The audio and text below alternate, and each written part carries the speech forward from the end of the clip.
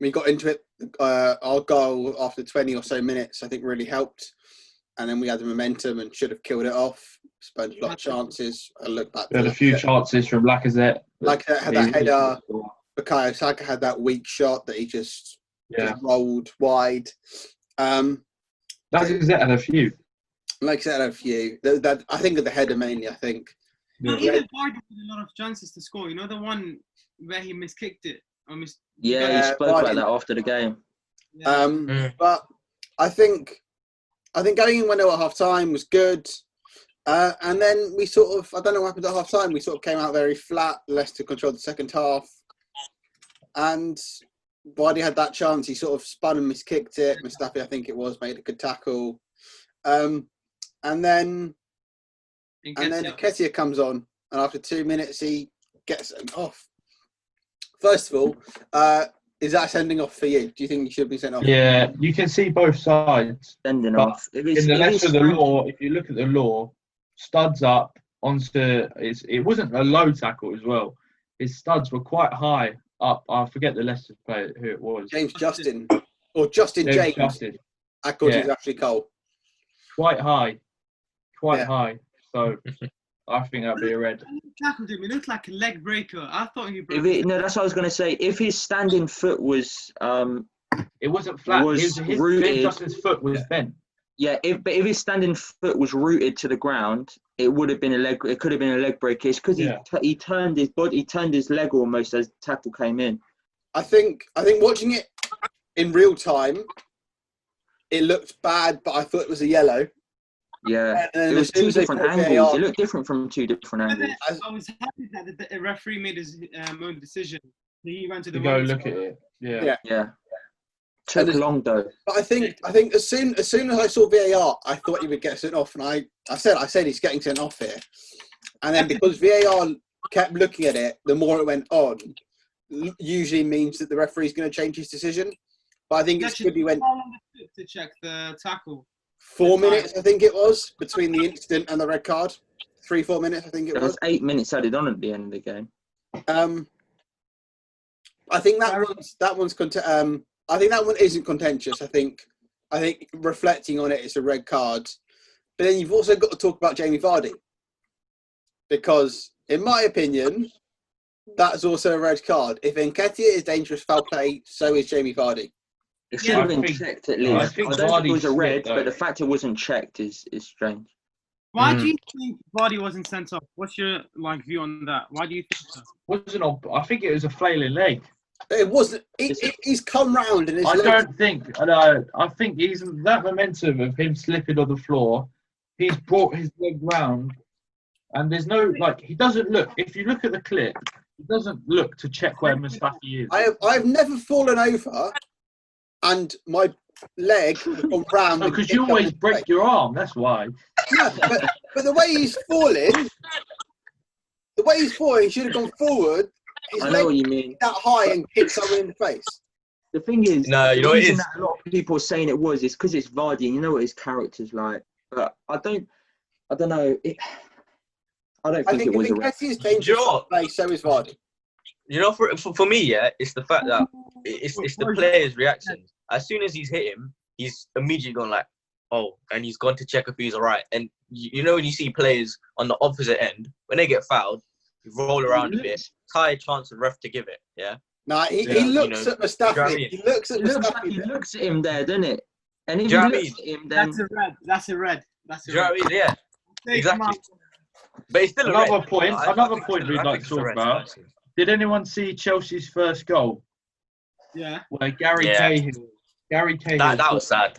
Bad hamstring injury.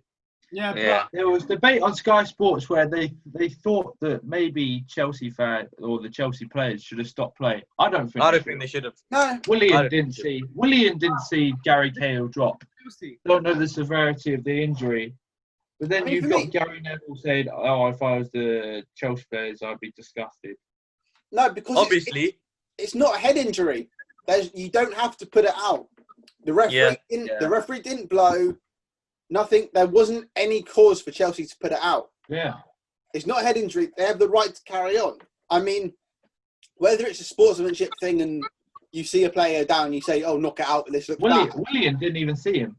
No, but William I understand Neville's point that you would have someone would have seen Cahill go down, and then Neville hates Chelsea though, and I generally hate Neville for his commentary. I mean, that's not the point. I agree with you. I don't think Chelsea had no obligation to put it out. They carried on. Giroud scored. And then the referee deemed it okay because it's not a head injury. It's not anything to have a concern about. It's a shame for Cahill. But Chelsea everyone felt for Cahill with that. He's been unreal this season as well, to be fair. I've seen a lot of stuff on Twitter that people think that Kepa should have saved the Zaha goal. No, I was mixed. But he's hit it so hard, Zaha. But then again, maybe a top-class keeper would save that. See, I'd back Alisson to save that. Would you at 60 miles an hour? Yeah, 65. Alisson's done something, to be fair. I haven't seen Zaha do something in a long time. I'd back a Courtois or an Alisson to save that. Really? Courtois? Not that height and speed. Yeah. I just say it's very difficult. It is very difficult. It's in such an awkward position. But I think Kepa's height doesn't help him at all with anything like that. It's a tough one. But I think Arsenal, the Leicester, we sort of helped you out in a sense with that result. No. We would have won. I wanted you to win. Yeah, I know, but I mean, it's still some distance. It would have been better if we won, and we should have, because I think Perez was offside. I think that was he's touched the ball. The ball's changed direction. Perez has interfered with play, and Vardy's offside at that point. What I did want to talk about... that was offside? Do you think that goal shouldn't have been given then? No, it shouldn't. I think it should be given. Perez touches it, and Vardy's offside when Perez touches it. Why not? Perez doesn't touch it. He does touch it. The ball spins. Perez touches that 100%. I can't really blame in the rain, but it was raining. That means the ball was travelling at a faster pace, and it just went over his foot. Under his foot. I thought it went under his foot, Ayman. I don't care. I don't care whether he's got one stud on it. He's touched that ball. And if he's touched it's that the ball, rules now, isn't it? If that's the rules, then it's offside. But they looked at it. They've looked at it, and they obviously didn't think he touched it. It's very hard because I'm not gonna. I've seen loads of stuff on social media and Arsenal fans saying that VAR has cost us. It's cost every team in the league points. I know it's helped. It's helped teams. Liverpool. No, not really. It's we've been done most by VAR. We've been one of the teams done most by VAR. I'm not causing controversy. Man United have got 5 added points because of VAR. Yeah, I know. They've all come from decisions that ended up... Man United. Yeah. They've always had the hand by the referees, to be fair. That is very true. Fergie time. I think Arsenal fans I think I saw someone saying Arsenal would cost 10 points by VAR. No. If you actually narrow it down after that night, depending what you believe about Perez or Vardy, it's maximum 3 points we've lost. It's nowhere near 10 like it is, but the thing is, we're not talking about this if Lacazette doesn't finish his chances. I mean, we should have been 4-0 up at half time, and then whether Perez is offside or not doesn't matter. I was watching something from Arsenal fans as well, and fair play. Like one Arsenal fan was talking, he was like, Arsenal as a fan base have a lot of fans that are so quick to blame everything else. Yeah. Like he was saying, like the refereeing decisions as such. But like you said, every team have had it hard done by. But if we're looking at just that game, if it touches this stud, which it does, then it shouldn't be a goal. We can only blame ourselves. I think mistakes in substitutions, Lacazette, Aubameyang, Saka all had chances they should have finished. And, I mean, fair play to our defence for holding on for 20 minutes plus with 10 men against Vardy and Barnes and Gray and people like that. He should have brought on Pepe. He should have brought on Pepe, stuck him on the halfway line, and then just done 2 banks of 4 and just defended for the rest of the game. And had Pepe off the bench on the halfway line. In the first place, we didn't need Nketiah. Saka was tiring. We bring on Pepe down the wings and we go. I think one thing that's probably not been talked about is both goalkeepers were brilliant yesterday. I can't lie. Martinez has been outstanding since coming in. Schmeichel kept Leicester in the game. Martinez made some great saves against Vardy. And He's really impressed. I think Ndidi hit Martinez, one first half. he's the best second goalie in the league. Who? Martinez, best backup goalie No. over Romero. No. Yes. No, I think Martinez has done very well since he's come What in. about Wally Caballero? No, he's only good at penalties. He's only good at stopping us from winning cups. You've got to look at Martinez, and he's changed his game. He's not played a lot for us before, but coming out and when Tierney hit that shot in the first half, Schmeichel made a very good save and straight away launched it upfield. Yeah. Martinez comes out, bang, wins the header against Iheanacho. That's what I mean. When I'm talking about as a best second goalkeeper, I'm talking about all round. His distribution is every game I've seen him for Arsenal so far. His distribution is very good. He commands his box well, and he's a good shot stopper. I was worried when he came on against Brighton because I hadn't seen a lot of him. I know he was at Reading last season, I think it was, and I was worried, but he's proven himself. I think that's the first second goal he's conceded in the Premier League. He's done very well. The Liverpool game taught him well. I don't blame him at all. I think For me, I blame our strikers. I blame Lacazette for not finishing, and I blame Arteta for substitutions. For me, And Nketiah won. He's gone for the ball. It's a red card, yeah, but I don't blame him. Boys, Can what we do you talk about Guendouzi as well? Because I've been hearing a lot about Guendouzi either He's going away, sidelined or going. Actually, do you remember last time on this podcast when I said that Guendouzi has got an attitude problem, and you guys, I did say that, and Fletcher said no, he proved himself to Arteta. When Arteta first came into Arsenal, he got Guendouzi to train by himself because he's got an attitude problem. Now it's showing. He's got an ego that doesn't suit him. It's like he's bigger than himself, if that makes sense. Yeah. I don't like what he did in terms of what he said to Brighton players. I don't like. Considering when the Brighton players earn more than him. I mean, yeah. I mean, and Mo earns more than him. I mean, I'm almost upset that he's getting shipped off. I know what you mean.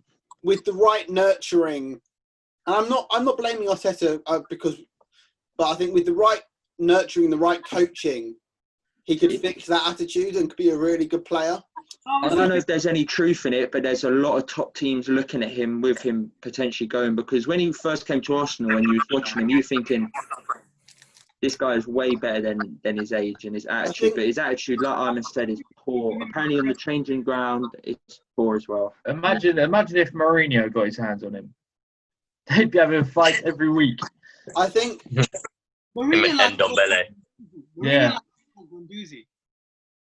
I think. What'd you say?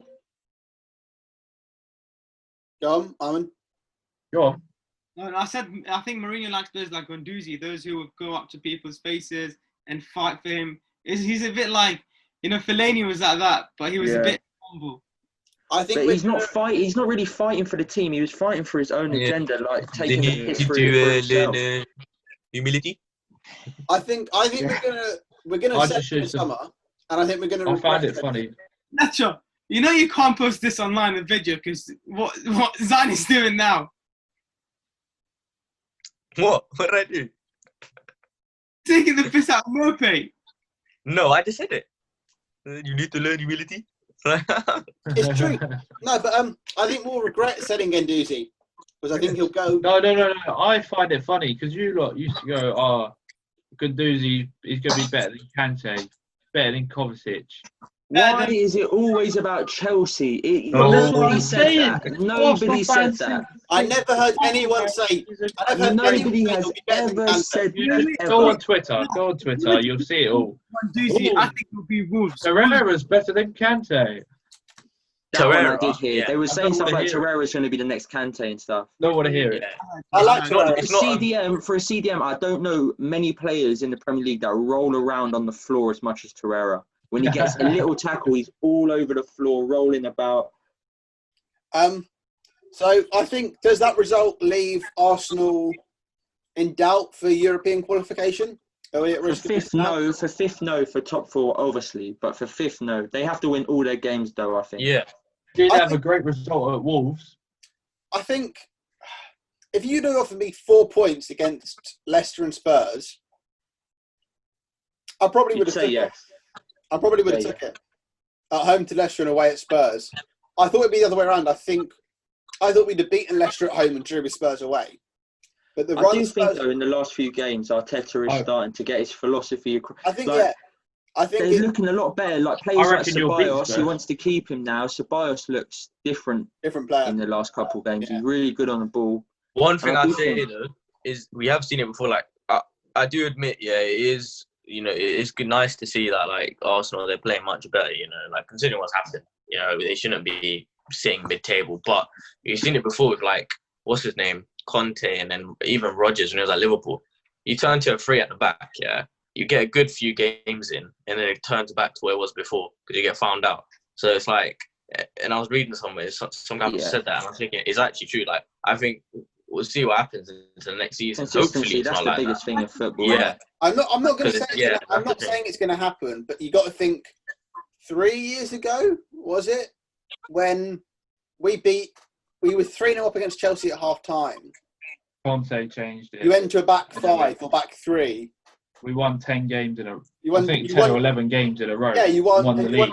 You went and won the league. I'm not saying we're going to win the league, but I'm saying I think a back 3 has been like in line to have been should work at Arsenal for a while. And I was going to say something concerning Arsenal. I'm happy to see like some youngsters integrated into the team. Yeah, they got a lot of good youth, don't they? I've never seen an Arsenal team packed with youngsters, like 5 of them from the academy. I think it's very positive to see. I think Zach Medley, former Chelsea academy player, training with been in around the first team for Arsenal with the Europa League, and he trained with us midweek.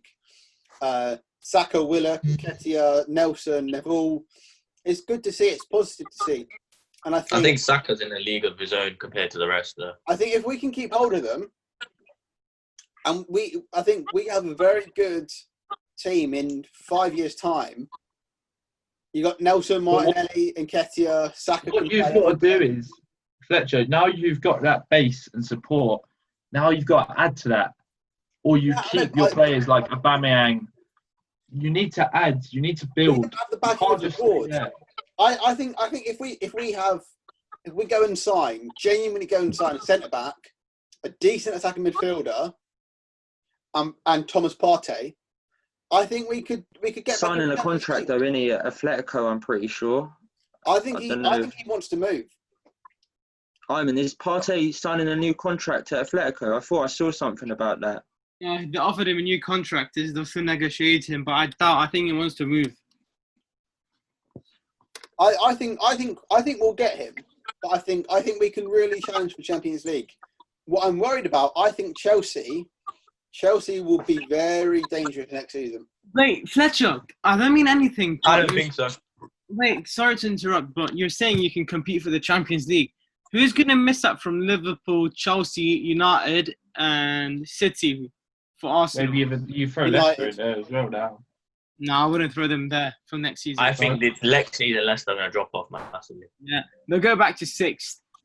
No, but to be fair, I think if Leicester end up getting Champions League this season, they deserve huge credit. Like the way, like everybody knew after they won the league there was going to be a drop off. That's inevitable. So Leicester, they're not a massive club mentality, but the way they've held it, they could have easily fallen off back to a mid-table Premier League team. The way they've held it and continued to be in that Europe, it's good.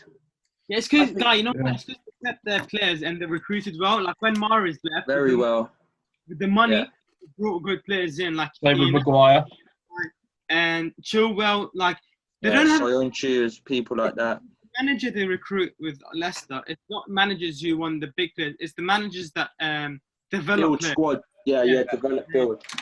I think Brendan Rodgers is also a good manager. I think Chelsea are genuinely going to be a big threat next season. That attacking four is genuinely, I think, it can be one of the best in Europe. But here's the thing: it doesn't matter if we can't defend. I think a couple months ago, to say Chelsea are going to be big next season would have been like an out there statement. But at the moment, I'm hearing everybody say it, And that, after a while, that's going to cause pressure on a lot of them young players, on Lampard to deliver next season. I think the Because pressure's on if Lampard. Lampard don't deliver, that's a bad season for them next year. I think you look at your probably predicted lineup up top next season. You've got what? Pulisic, Werner, Ziyech. We're looking at Havertz. I mean, if you get Havertz, you'll play Pulisic on the left, Havertz through the middle, Ziyech on the right, and Werner up top. That's a very dangerous front four. You're not thinking that they're coming from different league to the Premier League. What if it takes time for them to adapt? It would take a lot of time. I've watched Havertz play. Mkhitaryan came from Dortmund with I don't know how many goals and assists. We thought Mkhitaryan was unbelievable before he came to Man United. He was better than. Right, but look at Pulisic. Yeah, but Pulisic, what happened to him in the first half of the season? Lampard had to discipline him. Yeah, he looked shit. And then he got injured. If you get Havertz as well, one of Mount, Loftus-Cheek, Barkley, one of these are going to have to go, or one of them are just going to have, loads of them are going to suffer on the bench. Well, I saw on Twitter people were happy to see Jorginho when he came on yesterday for Chelsea. Were happy or weren't happy? Were happy because he controlled the game. Oh yeah. I think Jorginho's gone. He doesn't suit Lampard's plans. That's what I think he'll go Juventus. That's why they're getting rid of Ramsey, innit? I think that's a mistake. That DM midfielder, Lampard's playing a defensive triangle with one DM and would you say 2 number 8s box to box? Yeah. I don't understand. Kante and Kovacic can work, or Gilmore. Kante is only good in a 2-man pivot. See, but here's the thing. Kante, but if you do have Kante in the free, I think he's. If you have Kante in the free and you tell him just be in front of that defence, you can put 2 very expansive midfielders in that. Yeah. I don't understand. I don't understand why Juventus keep signing midfielders. I don't understand that. Why are you spending? Ramsey's going in it, I think. Why are you signing Ramsey on a free on presumably a big wage, considering what he was at Arsenal? He got a pay rise. They can't they? But you have Bentancur. They've just signed Artur. Why do you now need? Artur is a good deal though. Yannick's leaving. Yeah, no, but Pjanic's going to Barcelona. But why do? Juventus, I think what they're doing right now is changing the way they recruit players. They usually go for those 30-year-old, the 35. Yeah. Now they're going for the much younger players like R2. And now, as you're saying, who did Fletcher say? They've got R2. They've already got Bentancur. They've signed Ramsey last season. Would any of you take Ramsey at your clubs? I would. No, don't need I wouldn't have him back at Arsenal. We don't would need. You? I would. Liverpool would take him as well. If it wasn't for his wage, then yeah. I mean, I don't know if I think Chelsea don't need him. I think the Arsenal thing's interesting. I don't think we would bring him back, but I think, and he's not creative enough to replace Ozil. He's scored, but I don't know. With Xhaka, Torreira's back now. If we sign Partey, do we need him? I think you guys need a cam more than a CDM now or a command, because I think that's where you lack that creativity in the middle. But if you get Ceballos, then I suppose. But once Ceballos goes, you need a cam. I think more important. I think Xhaka stepped up to the plate. He gets a lot of shit towards him, but I think he stepped up. I think we need to be in all honesty, we need someone like Havertz who can just pull those strings. Yeah, creative midfielder, 100%. Because I think Ceballos. Well, I think they wanted 80 million for him. I mean, it's stupid money for him. No, but it's because he's young. He's what, 21, 22? I think, like Zayn said, Havertz looks like a player that will take a while to suit the Prem. He will, 100%. That's why I don't mind. Like, you see teams like, if Chelsea want to get him, cool. If you're willing to spend 8 million on a position that you really do not need, then it just shows, like, you know, spending power. Do you know what I mean? Like, true, but like, it's another way of just stopping other teams from getting a player that you probably don't even need. Yeah. You know what Berbatov said? Berbatov said Havertz, he would prefer him to stay in the Bundesliga for a year, build his muscles, his physicality, then move to. He's very slim, very slender, you know. But I don't know why Zayn. It still baffles me why you didn't go for Werner. Because I still don't rate Firmino. We are skint. I don't know why. We have no money at the moment. Next season, Liverpool will struggle because everyone's spending. There it is. We'll probably get tomorrow next season. I'm only joking. Because if we don't get anyone, yeah. Because the thing with Liverpool is we're so like bleak when it comes to transfer, like sort of negotiations and stuff. You see, I remember with Fabinho, out of the blue, they announced it. Alisson, we basically weren't going to sign him. I think Chelsea were going to get him, or Barcelona, and they just do a little video of him walking up. So like literally, everything's out of the blue. With this whole Thiago situation that's going on, our journalists. Why? I don't think you need Thiago. I do. I don't think, you know, it's because massive. Wijnaldum's not signing a new contract at the moment. He's kind of like Thiago improves that midfield. Where's Wijnaldum going to go if he doesn't sign a contract? I don't know. Netherlands. He's got one more year. How old is he? He's 30. Yeah, I could see him going to an Ajax, a Feyenoord or something. I don't know. Go back to Newcastle. That's a big step down, but Newcastle. Back to Newcastle with all their money. That's right. Do you know who I think you go to Newcastle? Who? Who scored against Chelsea? Oh, Zaha. Zaha to Newcastle this season. Palace doing better than Newcastle. No. When Newcastle get the new owners. Would anyone take? I don't start Arsenal playing behind the striker. Would anyone take Alan Maxime? Who? Alan, is that his name? Alan Saint-Maxime, the French guy. Yeah, I love him. I love him. He's honestly one of the he's one of the best. Because when I first I watched, because I've seen a lot of comparison, like people going, who would you rather have, him or Adama? And at the first I was going, definitely Adama Traore. But then when I look at who can take their game to the next level, I think Saint-Maximin can. I think he's technically better than Traore. Yeah. Traore's got that base. Traore's got that physical base that then you can build on skillfully. I think what we now need to talk about is breaking news today about Eric Dyer. I saw that. £40,000 fine and a 4-match ban because before the lockdown, he went into the stands and confronted a fan. Fair decision?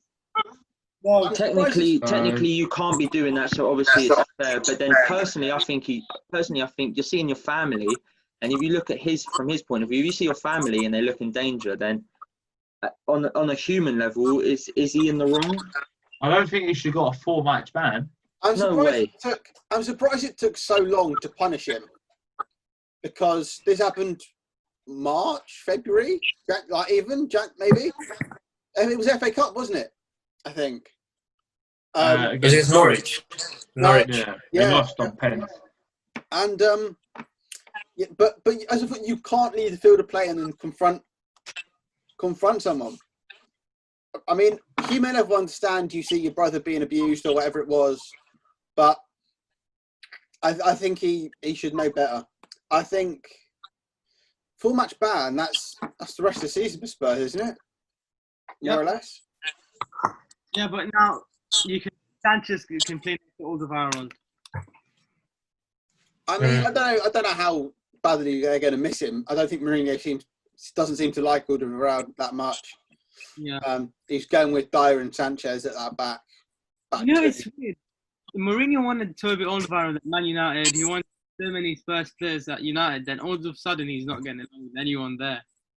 It's I don't know. It's very interesting. But that means he'll miss the Bournemouth game tomorrow, the Arsenal game. He'll miss some big games for Spurs, and especially if they want to go and challenge for European places as well. Europa League for Mr. Mourinho. Will they even get that? They look so. Mourinho just doesn't look like his usual self, man. Yeah. Mourinho was done before he went to Man United. He just looks bored at Spurs. He's been there 8 months. He doesn't care, does he? It looks like he doesn't care. Which is a shame, because I think he was a very good manager. I can't think of anything else really. I think there's some games tonight which will have a big impact on race for relegation or to survive. Who's your favourites to go down? Who's your 3? Norwich, Bournemouth, Norwich. and Aston Villa. No, I want West Ham down. But I think they got too much quality. I really want West Ham to go down. That Watford game, very, very big game in terms of that relegation fight. Yeah. No, definitely. Yeah. I think Norwich West Ham tonight could seal Norwich's fate. If they don't win, they go down. If West Ham win, Watford Newcastle's a tough one. I think Norwich are down. I think Bournemouth are down. I think it's between Villa and West Ham for me. I think Watford are safe. It's between Villa and West Ham. I'd like to see West Ham stay up, to be perfectly honest, out of them too. But that's just me. Any final thoughts? No, I think that's all. Yeah. Well, thank you. We have this will go out soon. We've just recorded a quiz before this as well, which will go out soon. Make sure to check that out. I'll link It was a good quiz. Twitter or whatever you want. The quiz is good. Make sure to check out the quiz. Someone in this group is very unhappy. I will link their Twitters. Make sure to check them out. All very intelligent football fans. And thank you for listening. Remember to like and share. Thank you very much. And see you next time.